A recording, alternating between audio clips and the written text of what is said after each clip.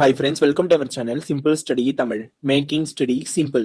நம்ம சேனலை சப்ஸ்கிரைப் பண்ணாதவங்க மறக்காம சப்ஸ்கிரைப் பண்ணிக்கோங்க. இந்த வீடியோல 12th ஸ்டாண்டர்ட் கொஸ்டின் பேப்பர் தான் அனலைஸ் பண்ண போறோம்.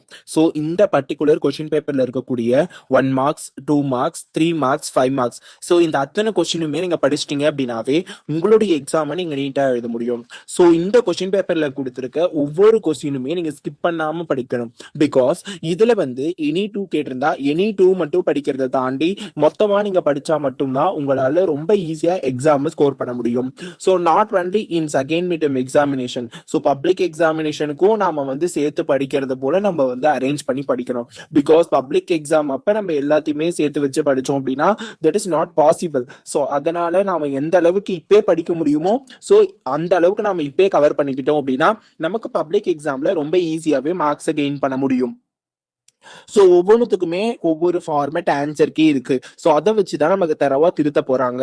ஸோ அதனால நாம எதெல்லாம் கரெக்டா படிக்கணுமோ அதெல்லாம் பெர்ஃபெக்டா படிச்சிட்டோம் அப்படின்னாவே நம்ம மேக்சிமம் மார்க்ஸை மிஸ் பண்றதுக்கு வாய்ப்புகளே இல்லை.